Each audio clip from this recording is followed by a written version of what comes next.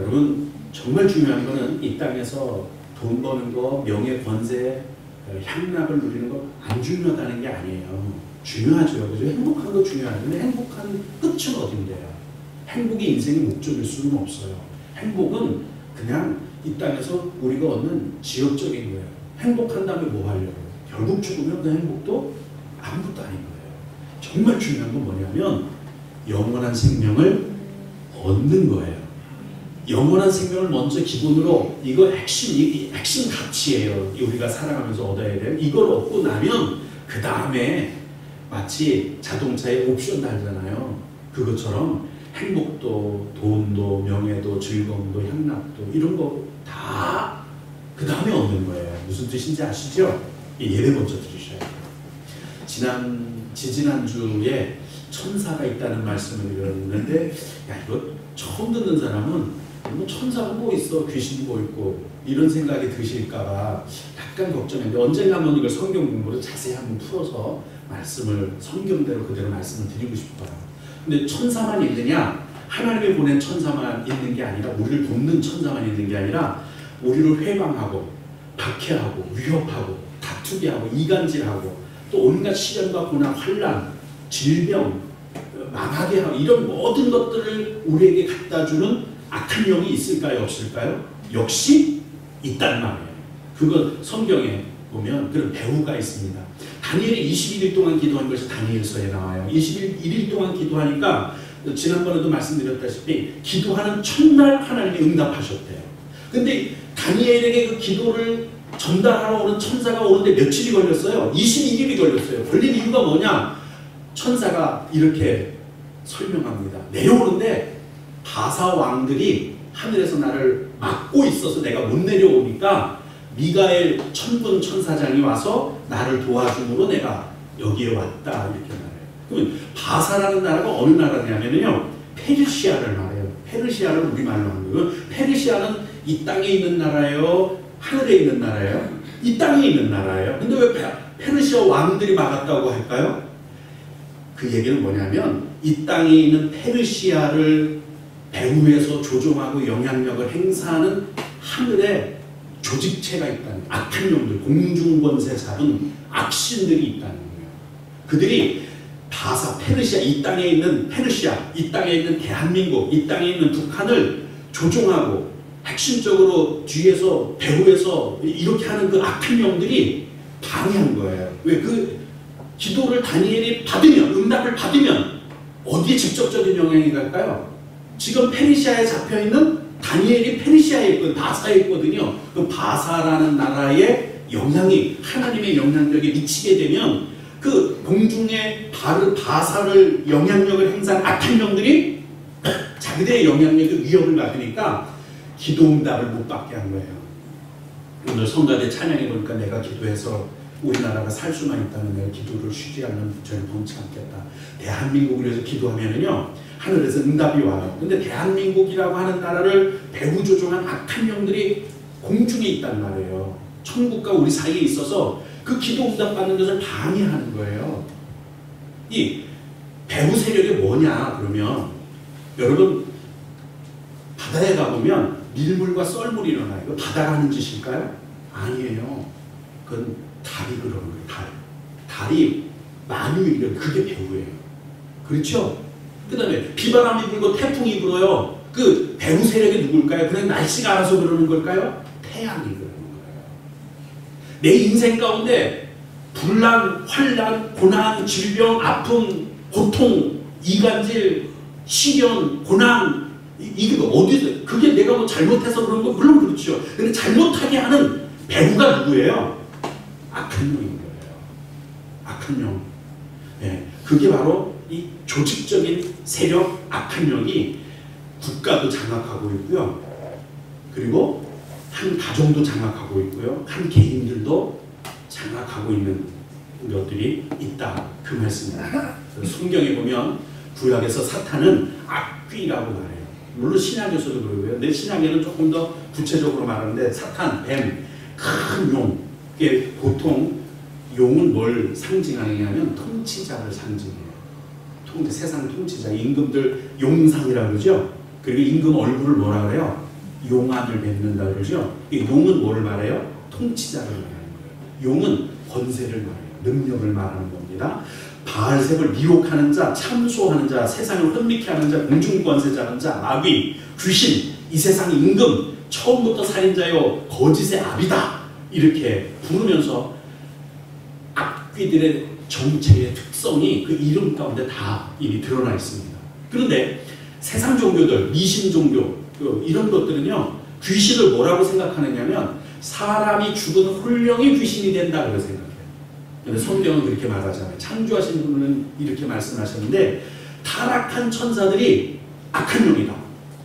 악한 영은 귀신들은 천사였는데 타락한 것이 악한 영이다. 사람이 죽어서 귀신 되는 거 아닙니다. 사람이 죽은 영은 사람의 영일 뿐이에요.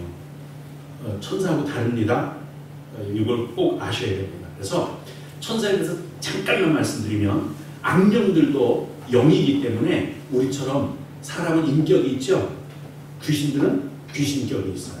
귀신격. 그 귀신의 인격이라고 말할 수 있겠죠. 인간이 아니니까 인격이라고 말을 못하고 귀신격이에요. 귀신격이 있는데 보면 뭘 보면 알 수 있느냐면 사도행전 19장을 보면 악귀가 대답하여 이르되 내가 예수도 알고 바울도 알거니와 너희는 누구냐 하며 악귀 들린 사람이 그에게 뛰어올라 눌러 이기니. 그러니까 예수 믿는 사람들이 손을 얹으면 귀신이 떠나가고 병이 고쳐지고 이러니까 예수 안 믿는 사람들이 그거 흉내를 내본 거예요. 예수님의 이름으로 병이 고쳐지네. 우리도 한번 해볼까? 예수님의 이름으로 병아 나가라. 그러니까 쓱 돌아보면서 야 내가 예수도 알고 바울도 알고 너 누구냐? 그러고서는 막 두들겨 팼다는 얘기예요. 그러니까 귀신이 알아요? 몰라요? 알아요. 기억력 있어요. 생각해요. 예, 귀신도 지정의가 분명히 있어요. 그리고 악령들도요 조직화되어 있습니다. 국가를 배후 조종하기도 하고요. 한 가정을 배후 조종하기도 하고 이런 것들을 볼 수. 왜 전쟁이 날까? 하나님이 그럴까요? 배후 조종한 악한 영들이 있는 거예요. 그래서 6장 에베소서 6장에 보면 우리가 싸우는 건 육체가 아니에요. 이 세상 우리가 살고 있는 혈, 육체 이런 것들이 아니라는 거예요. 통치자들, 아까 그 말한 용이라는 거예요. 통치자, 권세, 어둠의 주관자들 이런 것들을 말합니다. 이거를 개역 성경에 조금 더 정확하게 말하면 정사. 정사가 뭔지 아시죠? 정치하는 분들, 이거 정사예요. 그 다음에 권세. 권세는 이 땅에 구획을 부어서 그 안에 능력으로 통치하는 권력이 나타나는 권세예요. 저의 권세는요, 우리 집에서 막강합니다. 그죠? 우리 집안이라고 하는 울타리에서 아버지의 권세가 저한테 있어요. 대한민국의 권세가 있고요. 각각 이런 어떤 구획된 내 안에서. 근데 내 안에 우리 누가 있을까? 우리 박재명 집사님, 장로님의 권세가 우리 집안에서는 통용이 안 되죠. 여기 내 권세만 있는 거예요. 이게 다르죠. 능력, 이 능력도 주님의 것이었어요. 근데 우리가 사탄한테 뺏긴 거예요. 그래서 정사를 맨 자 예수님이셨어요. 근데 다 사탄한테 우리가 에덴 동산에서 뺏긴 거. 이게 바로 악한 영들이에요. 근데 이게 혼자 역사하는 게 아니고 이것들도 왕들로, 바사 나라를 보면 바사를 조종하는 악한 영들이 조직적으로 행동하고 역사하고 전략과 전술을 가지고 있는 것을 볼 수 있어요. 나중에 이 사탄의 정체에 대해서 더 자세하게 말씀드리면 정말 기가 막혀요. 이거는 언제 그럴 시간은 따로 살펴보기로 하고 오늘은 사탄이 어떻게 해서 배후에서 역사하는지 그리고 그 영향력 어떤 결과가 나타나는지 요거를 우선 오늘은 살펴보려고 합니다. 오늘 본문을 먼저 그래서 예를 들으려고 본문을 했는데 본문을 보면 시작이 어떻게 되냐면 부활을 가르쳐요. 교회에서 핵심적으로 가르치는 게 뭐예요? 부활이에요. 윤리적으로 살아라, 도덕적으로 살아라 그거 가르치는 게 아니에요. 돈 잘 벌어라 그거 가르치는 거 아니에요. 부활, 영원한 생명에서 가르치는 겁니다. 근데 악한 영들은 그걸 최고로 싫어해요. 점지해 주세요. 우리 집에 뭐 하나 좀 점지해 주세요. 이거 갖고 우리는 신앙생활하는 게 아니에요. 그거 하나 땀떼기 하나 얻자고 복덩어리 하나 얻자고 내가 소원하는 거 점지해달라고 그것 때문에 신앙생활하는 게 아니에요. 우리는 부활 영생을 위해서 그걸 가르치고 그걸 전파하는데 요즘도 뭐라 그러는 거예요? 기독교 그거 하지 말아라. 왜 교회만 영원한 생명이 있다 하느냐? 불교나 기독교나 천주교나 다 같은 거 아니냐. 그러니까 뭐라 그래요? 차별금지법. 불교하고 기독교하고 차별하지 마. 근데 이런 분명한 차이가 있는데 하지 말라는 거예요. 이게 사탄의 전술이에요. 지금도 사도행전 4장에 보면 그거 하지 마라 이거예요. 뭐 부활에 대해서 얘기하지 마라. 영원히 사는 거 가르치지 마라 이거예요. 그러면서 위협했대요. 이게 이 세상에 정사, 권세, 능력을 가진 사람들, 대제사장들 이런 사람들 표면적으로 그 사람들이에요. 근데 그 배후에 그 위협하는 악한 영들이 있다는 것을 오늘 아셔야 할 줄로 믿습니다. 오늘 보면 성전 미문에 구걸하던 사람, 걷지 못하는 안진뱅이라고 하는 사람이 있었는데 베드로와 요한을 통해서 하나님의 역사를 고쳐주셨어요. 만약에 이렇다면요, 여러분 어떻게 이 상식적으로 한번 생각해 보세요. 우리 동네에 안진뱅이가 나면서부터 살다가 후염교회 와서 걷기 시작하고 뛰기도 하고 노래도 하고 기뻐했어요. 그러면 여러분 축하하러 가겠습니까? 시기하고 비난하고 너 인마 왜 걸었어? 빨리 가서 주저앉아 있어. 그러시겠습니까? 어떤 게 정상이에요? 예, 축하하는 게 정상이잖아요. 근데요, 그게 정상이긴 한데 사실은 다 그렇지 않아요. 사촌이 땅을 사면 배 아프다는 얘기가 그래서 나오는 거예요.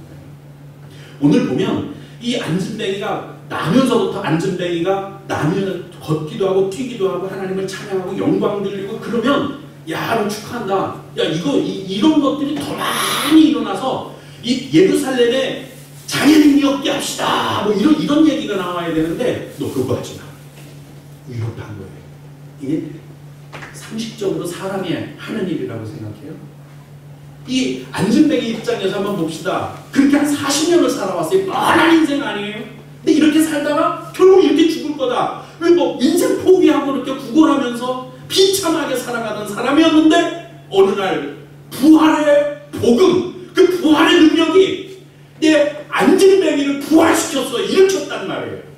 내 뻔해버릴 수밖에 없는 인생을 흥미진진하고 행복하고 정말 다시는 얻을 수 없는 기쁨의 인생으로 확 변화가 된 거예요. 여러분 그 심정 이해가 돼요? 여러분의 인생도 그 뻔한 인생이지. 나 이제 뭘 바라볼 게 있다. 나 이제 인생 글렀어. 그런데 이 부활의 생명의 복음을 만나면 병든 자가 좌절하고 절망한 사람이 인생이 그 뻔해버릴 수밖에 없었던 인생이 기가 막힌 인생으로 변화되는 겁니다. 그런 축복이 여러분의 가정에 우리 인생에 있기를 주님의 이름으로 축복합니다. 그걸 받아야 돼요. 그 부활의 능력이 내 삶 가운데서 드러나야 하는 줄로 믿습니다. 이런 일이 있으면 우리가 비난 다 축하한다고 해야 되는데 그렇지 않다는 거예요. 오늘 본문에도 보니까 분명히 힐난할 말이 없다.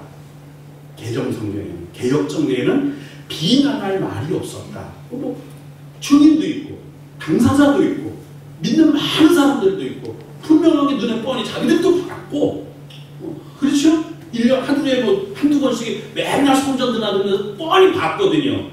40년 동안 구걸하던 그 안진뱅이를 봤단 말이에요. 비난할 말이 없어요. 그럼에도 불구하고 상식은 그런데 비난하고 위협하고 협박했다. 이게 인생살이에요. 그래서 예수 믿는 사람들은 더 지혜로워야 돼요. 인생을 너무 낭만적으로 생각하지 마세요. 예수 믿는 걸 너무 낭만적으로 생각하지 마세요. 이렇게 예수 믿어도 별 문제 있으랴? 그러다가 큰 코 다치는 겁니다. 그래서 믿음의 열매는 믿음의 열매를 맺기 위해서 충성하고 열심을 내고 그러면요, 같은 교회 다니는 사람들끼리 야 잘하네.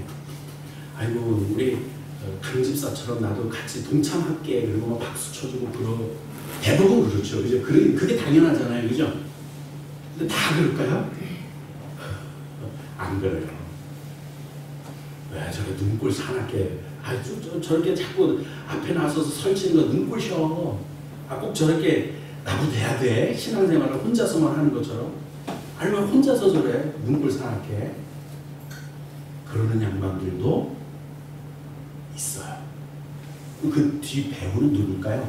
그 사람이 인격이기야? 아니에요. 악한 면이 시기하고 이간질시키고 다투게 하고 분열하게 하고 이게 목적인 거예요. 그래서 찬물을 끼얹는 사람 가끔 나 정말 진심으로 하나님 앞에 열심을 냈는데 이 찬물을 끼얹는 사람이 있어요. 누군 옛날에 안 해봤나? 나도 다 그런 거 해봤는데 꼭 저렇게 티를 내고 예수를 믿어야 돼요. 그래.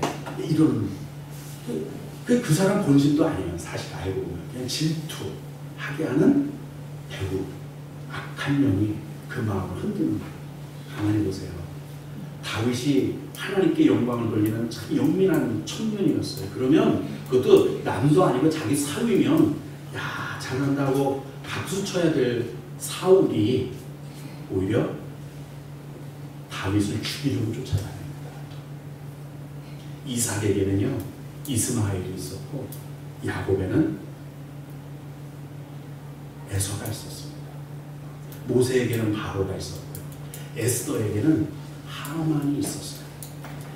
예수 믿는 거 너무 낭만적으로만 생각하지 마세요. 깨어있고 근신해야 합니다. 정신 차려야 예수 믿는데 방해 안 받아요. 아니 그래도 그럴 수 있어. 이렇게 넘어갈 수 있는 이유는 이 악한 영들의 역사를 알아야 하기 때문입니다. 사탄은 또 어떻게 또 역사합니까? 우리 삶의 배후에서 신앙생활의 회방도 하듯이 삶의 배후에서도 회방합니다. 은혜를 받았잖아요. 설교를 듣고 맞아 저 말씀이 맞아 나 저렇게 살래. 성경을 읽다 보니까 아멘 이대로 살겠습니다. 저는 오늘 1절부터 31절까지 읽어가면 이것만도 있어도 이 복음만으로도 신앙생활 지키겠다. 이렇게 믿어질 만큼 정말 좋잖아요. 사도행전 4장 1절부터 31절까지 부활부터 하나님의 역사까지 다 드러나잖아요. 근데 은혜 받았어요. 복이 임할 거예요. 분명히 은혜 받으면 복이 임해요. 기도했어요. 금식했어요. 하나님께 서원했어요. 헌금했어요. 충성했어요. 그런데 분명히 복이 와야 되는데 그런 믿음도 있었는데 시험이 먼저 와요. 부부싸움이에요. 집에 가서 은혜 받았다고 집에 가서 여보 나 은혜 받았어 그 소리를 하려고 하는데 남편으로부터 아내로부터 자식으로부터 은혜 받으면 홀랑 쏟도록 화를 내고 부부싸움하고 집안이 발칵 뒤집혀지도록 화를 싸움박질해서 아유 받은 은혜 다 쏟아버렸네 이 소리 나오게 만드는 거예요. 시련이 오죠. 환난 고난이 옵니다. 일이 그냥 꼬이게 만들어요. 그리고 또 사업을 망하게 하고 자녀가 엉뚱하게 만들고 인생의 밑바닥에 마치 개구리 잡아서 내동댕이 찌듯이 내가 쪽쪽 뻗는 것처럼 인생에 도저히 방법이 없을 만큼 절망의 구렁텅이에 빠지게 됩니다. 질병에 걸리죠. 그것도 불치병에 걸리죠. 부도가 납니다. 아니 일을 열심히 했는데 거꾸로 손해를 봐요. 희한하죠. 망하게 합니다. 이게 누가 그러는 거예요? 악한 영이에요. 나는 이렇고 싶어서 이런 게 아니거든요. 나는 시기 질투하고 싶어서 그런 게 아니었어요. 이간질하려고 그런 게 아니었어요. 그런데 악한 영이 배후에서 그런 짓거리를 하니까 내 생업도 내 가정도 부부관계도 인간관계도 부모와 자식관계 모든 것들이 다 어그러지게 다 무너지게 이게 악한 영들이에요. 이 모든 것들이 다 배후에서 귀신들이 하는 짓거리예요. 악귀들이 악령들이 하는 짓이에요. 이 말씀이 이해가 안 되면 조금 아까 말씀드린 것처럼 에스더, 하만을 보시면 다윗, 사울 만사형통일 것 같죠. 예수 믿으면. 근데 비바람, 풍랑이 잦아들 것 같지만 그런 생각은 버리세요. 고난이 끝나지 않습니다. 예수 믿는다고 해서 고난이 사라지거나 만사형통 인생의 대로만 열리는 게 아니에요. 여전히 예수를 믿어도요. 인생에 파도가 치고 비바람이 불고 풍랑이 일고 사기를 당하고 도둑질을 당하고 행패를 당하고 이간질을 당하고 투기를 당하고 모든 걸 다 풍랑이 일어나게 비바람이 불어닥칩니다. 그래서 마가복음 10장 30절에 이렇게 말씀합니다. 현세에 있어 집과 형제와 자매와 어머니와 자식과 전토를 100배나 받대. 그러니까 복을 받는 거예요. 100배. 어떻게 하면 믿음으로 이기는. 그런데 받되 뭐를? 박해를 겸하여 받고. 더 중요한 거. 내세에 영생을 받지 못할 자가 없느니라. 할렐루야. 이게 중요한 거예요. 이게 중요한 거예요. 복 받는데 박해도 있다는 거 잊지 말아야 돼요. 그리고 영생을 받지 못할 자가 없다. 이 말씀을 꼭 기억하시기 바랍니다. 우리가 예수를 믿는다면 뭐가 달라지는 거냐? 풍랑과 비바람 비바람을 뚫고 나갈 수 있는 믿음의 엔진, 동력, 그리고 방향을 잡을 수 있는 소망의 키, 이게 있는 거예요. 지금까지는 비바람이 일고 풍랑이 일고 파도가 치면 이리 쓸리고 저리 쓸리고 그러니까 무너지는 삶을 살았지만 믿음의 능력을 받은 후에는 엔진을 키면 파도를 뚫고 넘어갈 수 있는 거예요. 비바람이 치면 이겨내고 더 높이 상승할 수 있는 거예요. 그 힘을 얻는 거지 비바람이 없어지는 게 아니에요. 풍랑이 없어지는 게 아니에요. 그걸 이길 수 있는 능력을 받는 거예요. 그게 신앙생활입니다. 그럼 이제 궁금한 게 생기실 것 같아요. 사탄이 배후에서 이렇게 악한 괴계, 전쟁, 살인 이런 것들을 벌이는데도 왜 하나님 가만히 놔두시니 이유가 뭘까? 아예 처음부터 사탄을 멸하시고 없애버렸으면 이런 시련, 고난 없어서 행복하지 않을까? 그렇지 않아요. 성경에는 보면 이렇게 말씀합니다. 사탄에게 때를 정하고 그 때의 동안에는, 그 시기 동안에는 활동하도록 놔두셨대요. 그리고 언젠가 무정에 가두시고 영원한 지옥에 멸하시는데 그때까지는 일정한 부분 활동하도록 놔두셨다. 성경이 그렇게 말씀하세요. 왜 그랬느냐? 베드로전서의 그 이유가 하나가, 그 이 많은 이유 중에 하나가 이렇게 기록됩니다. 그러므로 사탄이 활동하니까, 그러므로예요. 사탄이 그렇게 악귀들이, 귀신들이, 병마가 이렇게 활동하니까, 그러므로 너희가 이제 그런 여러 가지 시험으로 말미암아서 잠깐 동안은 근심할 수 없지는 않겠지. 물론 근심해야 되고, 박해당하니까, 시련을 당하니까, 질병 때문에 고통하니까, 두려우니까 근심하지 않을 수는 없겠지. 그러나 예수 그리스도께서 나타나실 때에는 그것 때문에 연단을 받아서 정금처럼 됐기 때문에 영광, 칭찬받고 영광받고 존귀하게 될 거다. 네, 우리를 연단하려고 두는 거예요. 염소들만, 양들만 두지 않는데요. 거기에 염소 한두 마리 끼워놓으면 치고받고 싸우니까 게으른 양들이 더 건강해진대요. 우리 삶 가운데 무풍지되면 농사 잘 될 것 같죠? 비바람이 없으면 농사 잘 될 것 같죠? 햇빛만 쨍쨍하면 농사 잘 될 것 같죠? 망하는 길입니다. 사탄의 일부러 우리를 연단하고 훈련시키기 위해서 잠깐 동안 활동하는 것을 허락하셨을 뿐입니다. 다만 우리가 복받는 비결은 뭐냐? 이겼을 때만 받는 거예요. 귀신이 역사하는데 이기지 못한다면 당연히 발전이 없죠. 다 빼앗기는데 하나님이 나에게 주신 복 못 누립니다. 그럼 어떻게 해야 사탄의 내 배후에서 역사하는 것을 이제 알았으면 어떻게 하면 이길 수 있을까? 네 가지 간단하게 말씀드립니다. 강하고 담대해야 합니다. 조금 아까 보세요. 베드로가 우리가 너희 앞에서 하나님 앞에 하나님의 말씀을 듣는 것이 옳으냐? 너희 말을 듣는 것이 옳으냐? 이게 가당키는 한 베드로예요. 옛날에는요, 조그만 소녀가, 어린 하인 여자예요. 그 여자가, 야, 저 사람도 예수쟁이야, 예수당이야, 저 사람 예수 따라다니는 거 내가 봤어. 그 말 한마디에 즐거움을 하고서는, 나 예수라는 사람 모릅니다. 나 예수라는 사람 알지도, 3번을 부인하는데 그 중에 저주까지, 예수님을 저주하면서까지도 부정했던 사람이에요. 그렇게 겁이 많았던 사람이에요. 그런데 부활의 능력을 힘입고 나니까, 야, 내가 하나님의 말 듣는 것이 옳으냐? 니들 말 듣는 게 옳으냐? 담대해졌어요. 성경은 강하고 담대하라는 말을 구약, 신약 할 거 없이 계속해서 말씀하시는 거예요. 강하고 담대해야 합니다.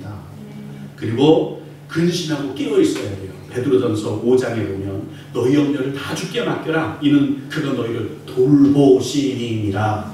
할렐루야. 그리고 근신하라. 깨어라. 너희 대적 마귀가, 이 마귀예요. 이놈들이 마치 우는 사자같이 두루다니면서 삼킬자를 찾는다. 그러면 너희는 마음을 굳건하게 하여 그를 대적하라. 이는 세상에 있는 너희 형제들도 동일한 고난을 받음입니다. 나만 그런 게 아니에요. 저 권사님을 보면 맨날 마음이 평안하고 얼굴이 평안해. 환난도 없고 고난도 없고 맨날 평안한가 봐.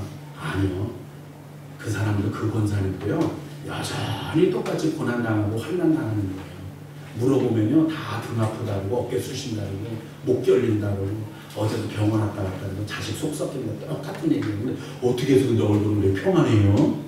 원래 사는 게 다 그래. 나만 그러나 모든 사람들이 다 고난다. 근데 나는 예수님의 이름을 이긴다는 걸 믿어. 그것 때문에 평안한 거예요.